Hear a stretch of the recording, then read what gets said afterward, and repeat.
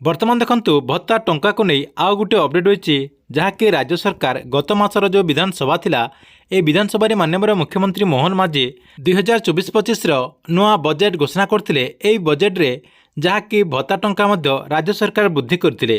जहाँकि आपण समस्ते जानिथिबे जे जो मानको 80 वर्षरु अधिक थिबो जो वयस्क व्यक्ति मानकर 80 वर्षरु अधिक बयस होइतिबो सेही व्यक्ति मानकु सामाजिक सुरक्षा योजना माध्यम रे जहाँकि 3500 टंका भत्ता दियाजिबो। से बोली 80% बा ताठारु अधिक दिव्यांग जो रहिचंती सेमानकु भी राज्य सरकार 3500 टंका भत्ता देबा पई घोषणा करथिले। जहाँकि एई घोषणा करदेबा परे एहाकु नै राज्यव्यापी जहाँकि चर्चा होछि जे केबेठारु राज्य सरकार एई योजना को कार्यकारी करिवे एवं राज्य सरकार अन्य मानकर जो भत्ता रही से भत्ता टंका वृद्धि करेंगे कि नहीं। बाकी जो रहीगले 60 वर्षरु 79 वर्षर लोक मैंने ता सहित 80% रु कम भिन्नक्षम जो रही या सहित विधवा भत्ता जो मैंने पाँच एमान को राज्य सरकार केते टंका देबे कि राज्य सरकार एमान नुआ निष्पत्ति आनिबे एहाको नै बहुत बड़ गोटे खबर सामना को आछि। काहेकि राज्य सरकार एई वर्धित टंका हिताधिकारी मानको देउनाहांती एवं बाकी जो रहीगले सेमानको राज्य सरकार तांकर जो भत्ता टंका रही से टंका कहीं राज्य सरकार वृद्धि करूनांती ए नै कोन रीजन रही एई वीडियो माध्यम रे आप माने पूरा डिटेल जानि परिबे। सेतिपई वीडियोटी को शेष पर्यंत देखंतु। ता पूर्व वीडियो को गोटे लाइक कर दियंतु एवं जो माने चैनल को नुआ आस्तिबे चैनल को सब्सक्राइब करके पाखरे थिबा बेल आइकन को क्लिक करके ऑल नोटिफिकेशन ऑन कर दियंतु।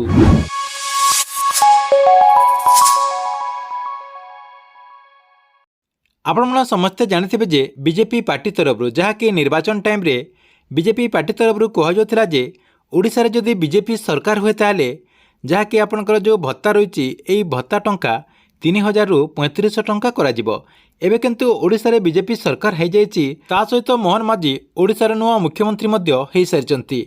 ता सहित माननीय मुख्यमंत्री मोहन चरण माझी निर्वाचन टाइम रे जहाँ भी प्रतिश्रुति दिया जाइतिला गोटे पर गोटे सब प्रतिश्रुति को जहाँकि पालन करुचंती। यार भितर राज्य सरकार आपणकर जो भत्ता टंका रही भत्ता टंका मध्य वृद्धि करिसंती। किंतु राज्य सरकार जो भत्ता टंका वृद्धि करिसंती किछि निर्दिष्ट लोकंकर भत्ता वृद्धि करिसंती। प्रथम राज्य सरकार जो मानकु 80 वर्षरु अधिक होतबो ता सहित जो भिन्नक्षम रहिसंती से भिन्नक्षम मानकर 80% रु अधिक परसेंटेज थिबो सेमानको राज्य सरकार जहाँकि 3500 टंका भत्ता देवा पई घोषणा करिसंती। एभली स्थिति रे जहाँकि अन्य वयस्कर वर्गर जो व्यक्ति रहिसंती या सहित आपणकर जो भिन्नक्षम रही ता सहित आपणकर जो मधुबाबू पेंशन योजना अधीन में जो विधवा रही बाकी जो माने भत्ता पाउचंती समस्ते अपेक्षा करुचंती जे जहाँकि राज्य सरकार सेमानकर भत्ता टंका केबेठारु लागू करिवे जहाँकि सेमानकर भत्ता टंका केबेठारु राज्य सरकार वृद्धि करिवे। निर्वाचन प्रतिश्रुति अनुसार सेमानकर भत्ता टंका जहाँकि राज्य सरकार 3000 टंका करिबा कथा जहाँकि से व्यक्ति माने एबे अपेक्षा कर रहिचंती। सूचना अनुसार वर्तमान सुधा राज्य में पाखापाखि 56,77,000 लोक मासिक भत्ता पाउचंती जहाँकि सरकार तरफ जो भत्ता दि जाउची एबे ओडिशा रे 56,77,000 लोक भत्ता पाउचंती जहाँकि जातीय सामाजिक सहायता कार्यक्रम रे 20,34,000 एवं राज्य सरकार निजस्व कार्यक्रम मधुबाबू पेंशन योजना अधीन में 36,43,000 व्यक्ति भत्ता पाउचंती। निर्वाचन पूर्व नवीन सरकार तरफ जहाँकि विभिन्न वर्गर भत्ता राशि जहाँकि 500 टंका लेखाएं वृद्धि कर 80 वर्षर लोक मानक राज्य सरकार तरफ जहाँकि आगरू 1400 टंका भत्ता दि जाउथिला। चलित बजेट में माननीय मुख्यमंत्री मोहन चरण माझी घोषणा करदेला परे पाखापाखि 5,27,000 व्यक्ति को सरकार तरफ जहाँकि मासिक 3500 टंका भत्ता देवाक पड़िबो।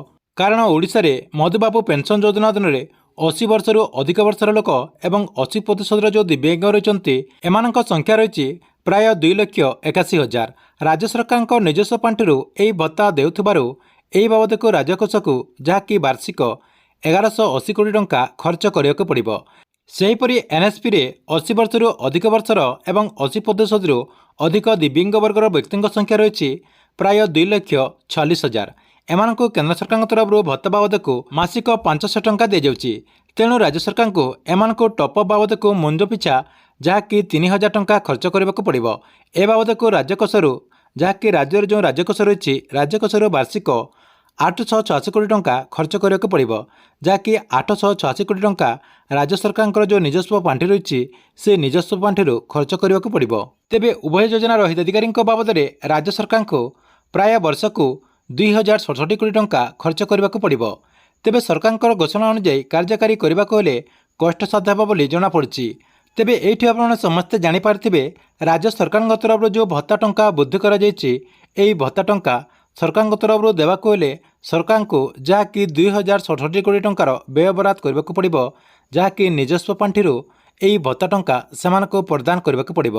କିନ୍ତୁ ରାଜ୍ୟ ସରକାରଙ୍କ ତରଫରୁ ଆପଣମାନେ ଯେଉଁ ଭାବୁଛନ୍ତି ପୁଣି ଥରେ ଆପଣଙ୍କର ଯେଉଁ ଭତ୍ତା ଟଙ୍କା ରହିଛି, ବାକି ଯେଉଁ ଆପଣଙ୍କର 60 ବର୍ଷରୁ 79 ବର୍ଷର ଲୋକମାନେ ରହିଯାଇଛନ୍ତି ସେମାନଙ୍କର ରାଜ୍ୟ ସରକାରଙ୍କ ତରଫରୁ ଯେଉଁ ଭତ୍ତା ଟଙ୍କା ବୃଦ୍ଧି କରାଯିବ ବୋଲି ଆଲୋଚନା କରାଯାଉଥିଲା, ସେହି ଟଙ୍କା ରାଜ୍ୟ ସରକାର ବୃଦ୍ଧି କରିବାର କୌଣସି ସମ୍ଭାବନା ଦିଶୁନାହିଁ, ଯାହାକି ଆପଣମାନେ ଏହି ରିପୋର୍ଟରୁ ଜାଣିପାରୁଥିବେ। ଠିକ୍ ଅଛି, ଏ ଥିଲା ଆପଣମାନଙ୍କ ପାଇଁ ଭତ୍ତା ଟଙ୍କାକୁ ନେଇ ବହୁତ ବଡ଼ ଗୋଟେ ଅପଡେଟ୍। ଆପଣମାନଙ୍କ ଭିଡ଼ିଓ କେମିତି ଲାଗିଲା କମେଣ୍ଟ ବକ୍ସରେ ନିଶ୍ଚୟ ଗୋଟେ କମେଣ୍ଟ କରିବେ ଏବଂ ଗଭର୍ଣ୍ଣମେଣ୍ଟର ଯେକୌଣସି ନୂଆ ନୂଆ ଯୋଜନାର ଅପଡେଟ୍ ଆପଣ ସର୍ବପ୍ରଥମେ ଦେଖିବାକୁ ଚାହୁଁଥିଲେ ଏହି ଚ୍ୟାନେଲଟିକୁ ଆପଣ ରେଗୁଲାର ଦେଖୁଥାନ୍ତୁ।